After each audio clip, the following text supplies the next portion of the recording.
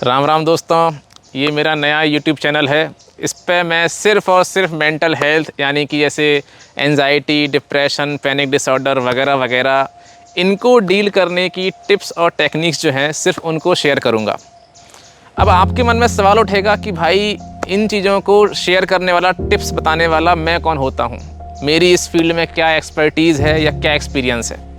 तो भैया एक्सपीरियंस की बात तो कुछ ऐसी है कि आज से कुछ साल पहले तक मैं भी इस एंजाइटी, डिप्रेशन में एकदम डूबा हुआ था। सुसाइडल थॉट्स मेरी रोज़ की बात थी। ये तो बात हो गई डूबने के एक्सपीरियंस की, और अब बात करते हैं इससे बाहर निकलने के एक्सपीरियंस की। तो ये सब एंजाइटी, डिप्रेशन वगैरह से जूझते हुए मुझे कुछ टिप्स और टेक्निक्स जो हैं उनके बारे में मालूम पड़ा, जो मेरे लिए लाइफ चेंजिंग या ज़्यादा अच्छे से कहा जाए लाइफ सेविंग साबित हुई। तो मुझे ऐसा लगा कि ये सारी टिप्स और टेक्निक्स जो हैं मुझे बाकी लोगों के साथ भी शेयर करनी चाहिए, इसलिए मैंने इस चैनल की शुरुआत की है। तो आगे बढ़ने से पहले हम एंजाइटी और डिप्रेशन के जो सिम्टम्स होते हैं उनके बारे में बात कर लेते हैं। तो गूगल के हिसाब से एंजाइटी के जो सिम्टम्स हैं वो कुछ इस तरीके से हैं: नर्वस फील करना, खतरे का आभास होना, हार्ट रेट का बढ़ जाना, सांसों का तेज़ चलना, पसीना आना, कांपना, थकान महसूस करना, कमज़ोरी महसूस करना, लगातार चिंता का महसूस करना, नींद की कमी, और जिन चीज़ों से एंजाइटी होती है उन चीज़ों को अवॉइड करना। अब जैसे ही मैंने सिम्टम्स गिनाना शुरू किए तो आपने तुरंत चेक किया होगा कि आपके अंदर इनमें से कौन कौन से सिम्टम्स हैं, और गलती से भी अगर एक आध मैच कर गया बस उतने में हो जाती है टेंशन। लेकिन टेंशन की कोई बात नहीं है, सबके साथ ऐसा ही होता है। अब बात करते हैं कि भाई डिप्रेशन के क्या क्या सिम्टम्स हैं। उदास महसूस करना, रोने का मन करना, खालीपन, निराशा, गुस्सा आना, फ्रस्ट्रेशन, ज़रा सी बातों के ऊपर जिन चीज़ों में पहले इंटरेस्ट आता था अब उनमें इंटरेस्ट आना बंद हो जाना, हॉबीज़ में मन ना लगना, स्पोर्ट्स में मन ना लगना, नींद की कमी या फिर बहुत ज़्यादा सोना, एनर्जी की कमी, बेचैनी, ऐसा फील करना कि मैं किसी काम का नहीं हूँ, निराशा का होना, गिल्ट में जीना, डिसीज़न मेकिंग में कमी आना, डेथ के थॉट्स आना, सुसाइड के थॉट्स आना, वगैरह वगैरह वगैरह। अब आते हैं मुद्दे की बात पे। आज से 15-20 साल पहले तक डायबिटीज़, बीपी, दिल की बीमारियाँ ये मोहल्ले में किसी एक आध आदमी को हुआ करती थीं।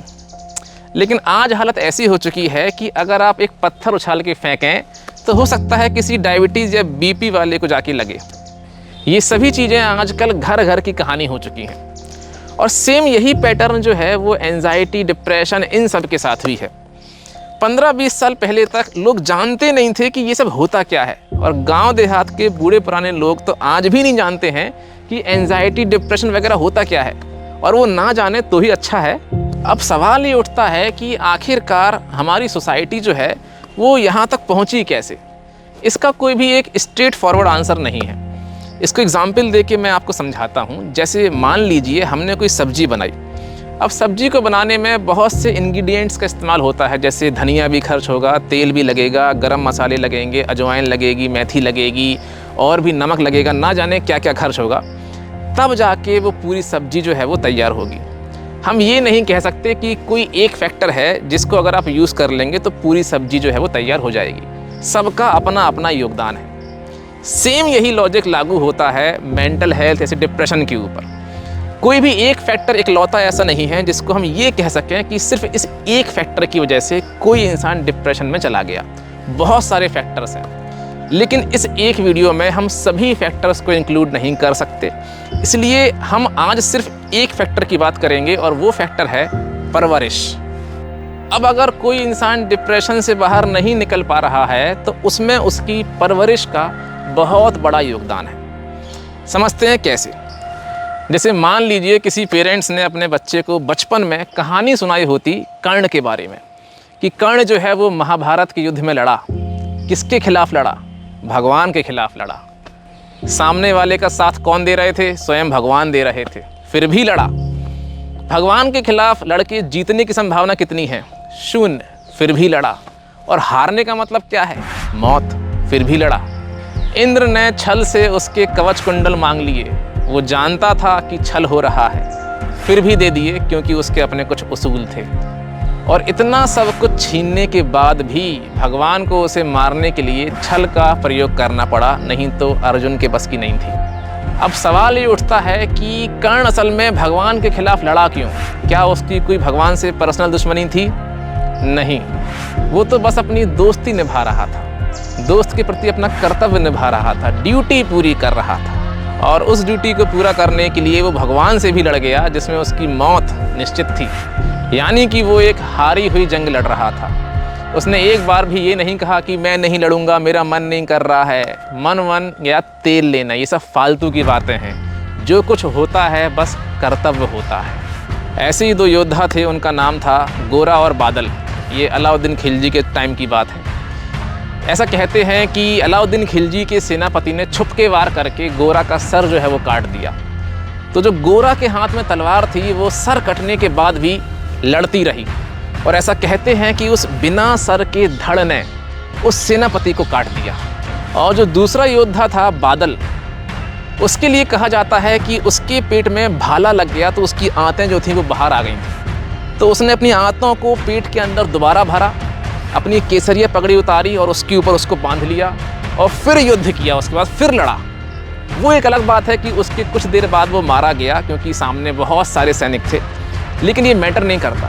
मैटर करता है तो सिर्फ उसका एटीट्यूड अपनी मौत के सामने। मरना तो एक दिन सभी को है, बचेगा तो कोई भी नहीं। ये डिप्रेशन वगैरह जो है ये असल में एटीट्यूड से जुड़ी हुई समस्याएं हैं कि फेलियर के टाइम पे आपका एटीट्यूड कैसा रहता है। और एटीट्यूड आता है परवरिश से। लेकिन समस्या ये है कि हमारे घरों में और हमारे स्कूलों में इस तरह की कहानियों के लिए कोई जगह नहीं है। आप खुद सोचिए, अगर किसी के मन में बचपन से इस तरह की कहानियाँ बिठा दी गई हैं तो कितनी संभावना है कि वो हारने के बाद सुसाइड करेगा? लगभग ना के बराबर। लेकिन समस्या यहाँ फंसी हुई है कि हमारे पेरेंट्स को ना तो ऐसी कहानियाँ पता हैं, ना उन्हें कोई इन सब से मतलब है। तो जब उन्हें ऐसी कहानियाँ पता ही नहीं हैं तो क्या वो अपने बच्चों को घंटा सुनाएंगे?